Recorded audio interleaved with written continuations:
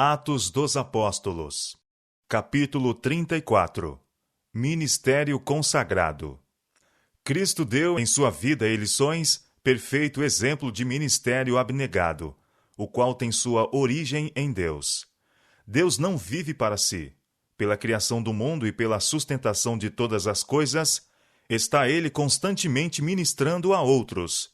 Ele faz que o seu sol se levante sobre maus e bons, e a chuva desça sobre justos e injustos. Mateus capítulo 5, verso 45. Esse ideal de ministério o Pai confiou a seu Filho. Foi dado a Jesus colocar-se à frente da humanidade, para, por seu exemplo, ensinar o que significa ministrar. Toda a sua vida esteve sob a lei do serviço. Serviu a todos e a todos ministrou. Mais de uma vez procurou Jesus estabelecer esse princípio entre seus discípulos. Quando Tiago e João pediram um lugar de preeminência, ele disse: Todo aquele que quiser entre vós fazer-se grande, seja vosso serviçal. E qualquer que entre vós quiser ser o primeiro, seja vosso servo. Bem como o Filho do Homem não veio para ser servido, mas para servir e para dar a sua vida em resgate de muitos. Mateus capítulo 20, versos 26 a 28. Desde sua ascensão, Cristo tem conduzido sua obra na terra por meio de escolhidos embaixadores e por cujo intermédio ele fala aos filhos dos homens e ministra as suas necessidades. A grande cabeça da Igreja dirige sua obra através da colaboração de homens ordenados por Deus para agir como seus representantes. A posição dos que foram chamados por Deus para trabalhar por palavra e doutrina para o reerguimento de sua Igreja é de grande responsabilidade. Estão no lugar de Cristo rogando a homens e mulheres que se reconciliem com Deus, e eles só podem cumprir sua missão se receberem sabedoria e poder do alto. Os ministros de Cristo são guardadores espirituais do povo confiado a seu cuidado. Sua obra tem sido comparada à do vigia. Nos tempos antigos, as sentinelas eram muitas vezes colocadas sobre os muros da cidade, onde, de posição vantajosa, pudessem dominar importantes postos a ser guardados e dar advertência da aproximação do inimigo. De sua fidelidade dependia a segurança de todos os que estavam dentro da cidade. A determinados intervalos, exigia-se-lhes que chamassem uns aos outros, a fim de estarem seguros de que todos estavam despertos e que nenhum dano sobreviera a alguém. O brado de animação ou de advertência era repetido de um ao outro, até que ecoasse ao redor de toda a cidade. O Senhor declara a cada ministro: A ti, pois, ó Filho do Homem, te constituí por vigia sobre a casa de Israel. Tu, pois, ouvirás a palavra da minha boca, e lhe anunciarás da minha parte. Se eu disser ao ímpio: Ó ímpio, certamente morrerás, e tu não falares para desviar o ímpio de seu caminho, morrerá esse ímpio na sua iniquidade, mas o seu sangue eu o demandarei da tua mão. Mas, quando tu tiveres falado para desviar o ímpio de seu caminho, livraste a tua alma. Ezequiel capítulo 33, versos 7 a 9. As palavras do profeta declaram a solene responsabilidade dos que são designados como guardas da Igreja de Deus, despenseiros dos ministérios de Deus. Devem ser vigias sobre os muros de Sião, para fazer soar o toque de alarme à aproximação do inimigo. Pessoas estão em perigo de cair sob a tentação e perecerão, a menos que os ministros de Deus sejam fiéis ao seu encargo. Se por qualquer razão seu senso espiritual se torna tão embotado que são incapazes de discernir o perigo, e por deixarem de dar advertência ao povo perecer, Deus requererá de sua mão o sangue dos que se perderam. É privilégio dos vigias sobre os muros de Sião viver tão perto de Deus e ser de tal modo suscetíveis às impressões de seu espírito que ele possa operar por meio deles, a fim de advertir do perigo a homens e mulheres, e apontar-lhes o lugar de segurança. Fielmente devem adverti-los do inevitável resultado da transgressão, e devem fielmente salvaguardar os interesses da Igreja. Em tempo algum devem eles relaxar sua vigilância.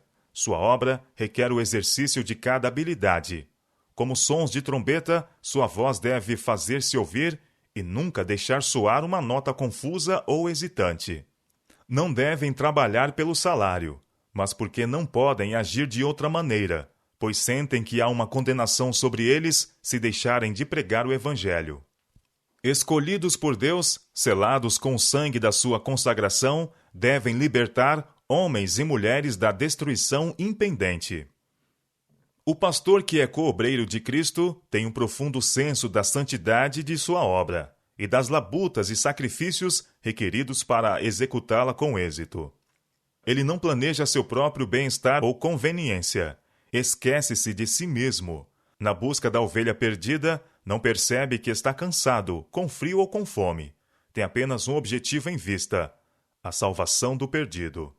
Aquele que serve sob a bandeira sangrenta de Emanuel terá a fazer o que requererá heróico esforço e paciente perseverança.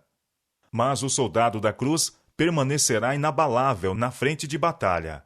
Ao arremessar o inimigo o ataque contra ele, procurará a fortaleza para auxílio. E ao apresentar ao Senhor as promessas da palavra, será ele fortalecido para os deveres do mundo. Ele sente sua necessidade de forças do alto. As vitórias que alcançam não levam à exaltação própria, mas sim a apegar-se mais e mais firmemente ao poderoso. Apoiando-se nesse poder, está ele capacitado a apresentar a mensagem de salvação de forma tão impressiva que ela vibrará em outras mentes. O que ensina a palavra precisa ele próprio viver em consciente e contínua comunhão com Deus pela oração e estudo de sua palavra, pois nela está a fonte da força. A comunhão com Deus comunica aos esforços do pastor um poder maior que a influência de sua pregação. Não se deve ele permitir privar-se desse poder.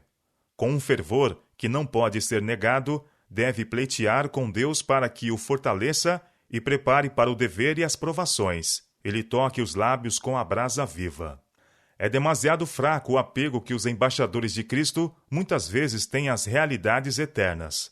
Se os homens andarem com Deus, ele os esconderá no abrigo da rocha. Assim abrigados, podem ver a Deus tal como Moisés. Pelo poder e luz que ele comunica, podem compreender e realizar mais do que seu finito julgamento havia considerado possível. O engodo de Satanás é usado com mais êxito contra os que se sentem deprimidos. Quando o desencorajamento procura derrotar o pastor, expõe a ele perante Deus suas necessidades. Foi quando os céus estavam como bronze sobre Paulo que ele confiou mais amplamente em Deus.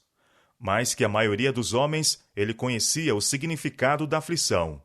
Mas note seu grito de triunfo quando, sitiado pelas tentações e conflitos, seus pés se apressavam rumo ao céu.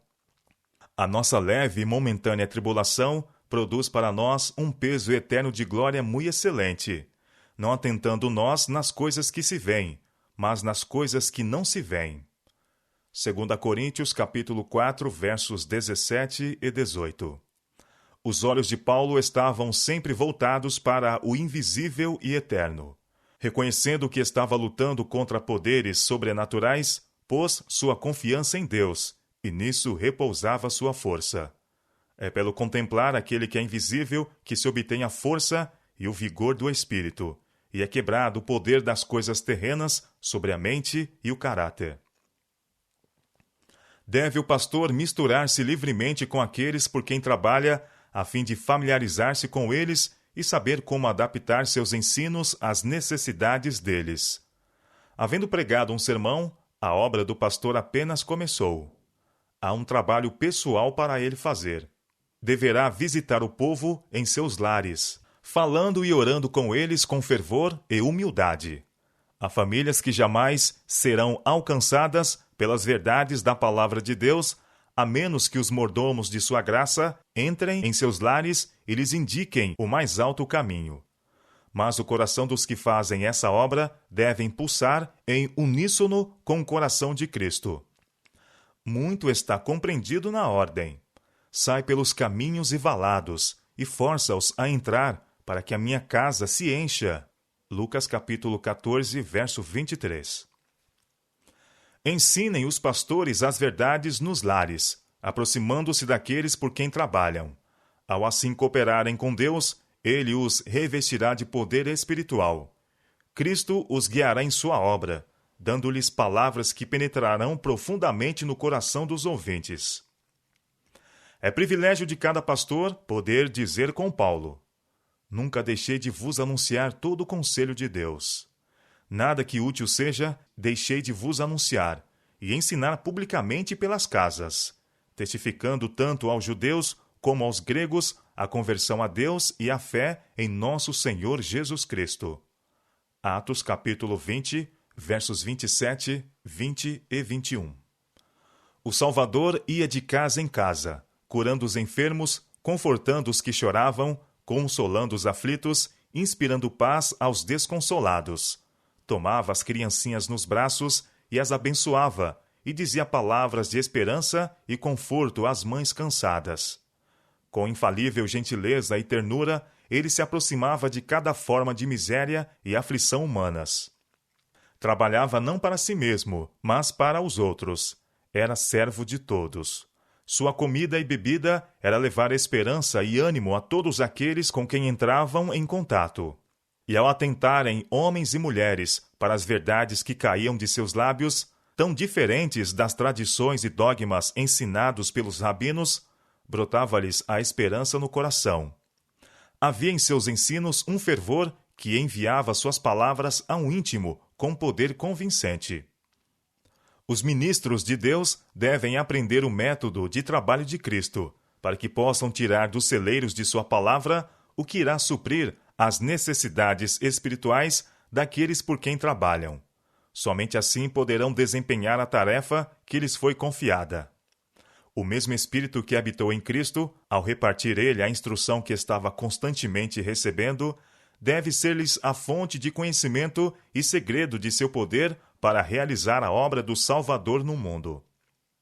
Alguns que trabalharam no ministério deixaram de alcançar sucesso porque não dedicaram interesse total à obra do Senhor. Não devem os pastores abrigar outros interesses além da grande obra de conduzir pessoas ao Salvador. Os pescadores a quem Cristo chamou imediatamente deixaram suas redes e o seguiram. Não podem os pastores fazer um trabalho aceitável para Deus e, ao mesmo tempo, levar o fardo de grandes empreendimentos de negócios pessoais. Tal divisão de interesse diminui-lhes a percepção espiritual. A mente e o coração ficam ocupados com coisas terrenas, e o serviço de Cristo toma o segundo lugar. Procuram ajustar sua obra para Deus de acordo com as circunstâncias, em vez de ajustar as circunstâncias aos reclamos de Deus. As energias do pastor são todas necessárias para o seu alto chamado. Suas melhores faculdades pertencem a Deus. Não deve ele envolver-se em especulações ou em qualquer outro negócio que o desvie de sua grande obra. Ninguém que milita, escreveu Paulo, se embaraça com negócios desta vida, a fim de agradar aquele que o alistou para a guerra. 2 Timóteo capítulo 2, verso 4. Assim deu o apóstolo ênfase à necessidade do pastor se consagrar sem reservas ao serviço do mestre. O pastor que está integralmente consagrado a Deus recusa empenhar-se em negócios que poderiam impedi-lo de se dedicar inteiramente ao sagrado ofício. Não procura riquezas nem honras terrestres. Seu único propósito é falar a outros a respeito do Salvador que se entregou para levar aos seres humanos as riquezas da vida eterna. Seu supremo desejo não é acumular tesouros neste mundo, mas chamar a atenção dos indiferentes e desleais para as realidades eternas. Ele pode ser convidado a empenhar-se em empresas que prometam grandes lucros mundanos, mas a tais tentações ele responde: que aproveitaria ao homem ganhar todo o mundo e perder a sua alma? Marcos capítulo 8, verso 36. Satanás apresentou esse engano a Cristo, sabendo que se ele o aceitasse, o mundo jamais seria redimido. E sob diferentes disfarces, apresenta a mesma tentação aos ministros de Deus hoje, sabendo que os que forem enganados por ela serão infiéis ao seu legado. Não é vontade de Deus que seus ministros procurem enriquecer. Com respeito a isso, Paulo escreveu a Timóteo: o amor do dinheiro é a raiz de toda a espécie de males, e nessa cobiça alguns se desviaram da fé e se traspassaram a si mesmos com muitas dores. Mas tu, ó homem de Deus, foge destas coisas e segue a justiça, a piedade, a fé, a caridade, a paciência, a mansidão. Pelo exemplo, bem como por preceito, o embaixador de Cristo deve orientar aos ricos deste mundo que não sejam altivos, nem ponham a esperança na incerteza das riquezas, mas em Deus, que abundantemente nos dá todas as coisas para delas gozarmos. Que façam bem, enriqueçam em boas obras, repartam de boa mente e sejam comunicáveis, que entesourem para si mesmos um bom fundamento para o futuro, para que possam alcançar a vida eterna. 1 Timóteo, capítulo 6, versos 10 e 11, e versos 17 a 19. As experiências do apóstolo Paulo e suas instruções referentes à santidade da obra do pastor são uma fonte de auxílio e inspiração aos que se empenham no ministério evangélico. O coração de Paulo ardia em amor pelos pecadores, e ele punha todas as suas energias na obra da salvação. Jamais houve obreiro mais perseverante e abnegado. As bênçãos que recebeu, avaliou-as como outros tantos privilégios a serem usados para abençoar a outros. Ele não perdia a oportunidade de falar do Salvador ou de ajudar aos que estavam em lutas. Ia de lugar em lugar, pregando o Evangelho de Cristo e estabelecendo igrejas. Onde quer que pudesse encontrar audiência, procurava desfazer o mal e dirigir os pés de homens e mulheres para o caminho da justiça. Paulo não se esquecia das igrejas que havia estabelecido. Depois de fazerem uma viagem missionária, Paulo e Barnabé repassavam seu caminho, visitando as igrejas que haviam estabelecido, escolhendo delas homens que pudessem preparar a fim de se unirem na proclamação do Evangelho. Esse aspecto da obra de Paulo contém uma importante lição para os ministros de hoje. O apóstolo estabeleceu como parte de seu trabalho educar jovens para o encargo do ministério. Levava-os consigo em suas viagens missionárias, e assim adquiriam experiência que mais tarde os habilitava a ocupar posições de responsabilidade.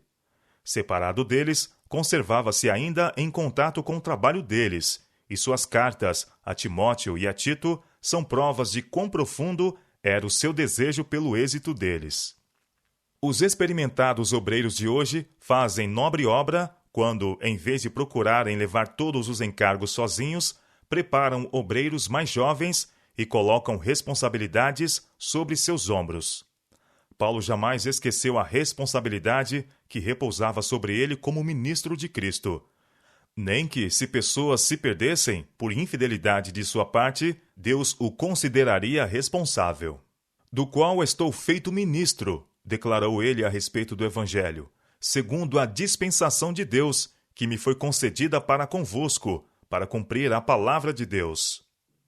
O ministério que esteve oculto desde todos os séculos e em todas as gerações, e que agora foi manifestado aos seus santos, aos quais Deus quis fazer conhecer quais são as riquezas da glória deste mistério entre os gentios, que é Cristo em vós, a esperança da glória, a quem anunciamos, admoestando a todo homem e ensinando a todo homem em toda a sabedoria, para que apresentemos todo homem perfeito em Jesus Cristo. E para isto também trabalho, combatendo segundo a sua eficácia, que obra em mim poderosamente. Colossenses capítulo 1, versos 25 a 29. Essas palavras apresentam perante o obreiro de Cristo um elevado objetivo, que, entretanto, pode ser alcançado por todos os que, colocando-se sob o controle do grande professor, aprendem diariamente na escola de Cristo. O poder à disposição de Deus é ilimitado, e o pastor que em sua grande necessidade une-se a Deus pode estar certo de que receberá o que há de ser para seus ouvintes um cheiro de vida para a vida. Os escritos de Paulo mostram que o ministro do Evangelho deve ser um exemplo das verdades que ensina, não dando escândalo em coisa alguma, para que o nosso ministério não seja censurado. De sua própria obra, deixou-nos um quadro em sua carta aos crentes coríntios.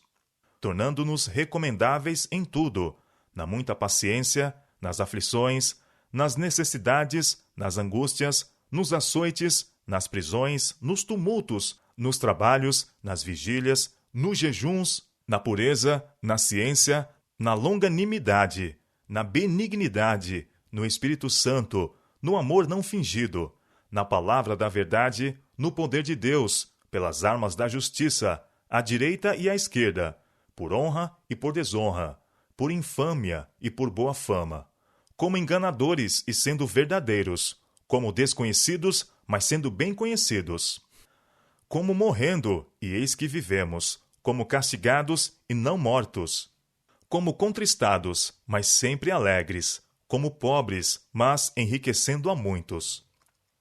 2 Coríntios capítulo 6, versos 3 a 10.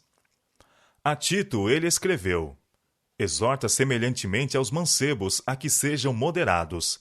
Em tudo te dá por exemplo de boas obras. Na doutrina mostra incorrupção, gravidade, sinceridade, linguagem sã e irrepreensível, para que o adversário se envergonhe, não tendo nenhum mal que dizer de nós. Tito capítulo 2, versos 6 a 8. Nada existe mais precioso à vista de Deus que seus ministros, os quais vão aos lugares desolados da terra para semear as sementes da verdade, na esperança da colheita. Ninguém a não ser Cristo pode medir o empenho de seus servos ao saírem em busca dos perdidos. Ele lhes outorga seu espírito, e por seus esforços as pessoas são tiradas do pecado para a justiça. Deus está chamando homens que estejam dispostos a deixar suas fazendas, negócios, se necessário a família, para se tornarem missionários para Ele. E o chamado será respondido.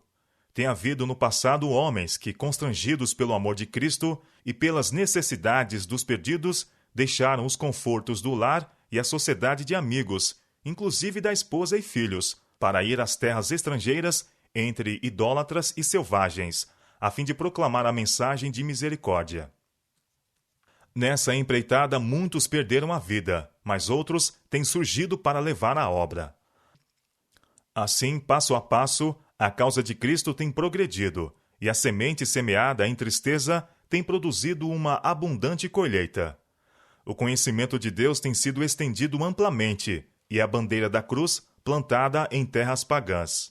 Para a conversão de um só pecador, o ministro deve empenhar ao máximo suas energias. A pessoa, criada por Deus e por Cristo redimida, é de grande valor por causa das possibilidades perante elas, das vantagens espirituais que lhe têm sido concedidas, das habilidades que pode possuir, se vitalizada pela palavra de Deus, e da imortalidade que pode obter através da esperança apresentada no Evangelho. E se Cristo deixou as 99 ovelhas para que pudesse buscar e salvar a única que se havia extraviado, podemos nós ser justificados fazendo menos? Não constitui o negligenciar, trabalhar como Cristo trabalhou, sacrificar como Ele sacrificou, a traição de sagradas verdades um insulto a Deus? O coração do verdadeiro ministro está cheio do intenso desejo de salvar. São gastos o tempo e a força, e nenhum penoso esforço é evitado, pois outros precisam ouvir as verdades que trouxeram ao seu próprio coração tamanha alegria, paz e satisfação. O Espírito de Cristo repousa sobre ele. Ele se preocupa com os perdidos como quem deve dar conta deles. Com os olhos fixos na cruz do Calvário, contemplando o Salvador suspenso, confiando em sua graça, crendo que ele estará com ele até o fim, como sua proteção, sua fortaleza, sua eficiência, ele trabalha para Deus. Com rogos e convites, misturados com a segurança do amor de Deus, ele busca conquistar almas para Jesus, e no céu é contado entre os que são chamados e eleitos e fiéis.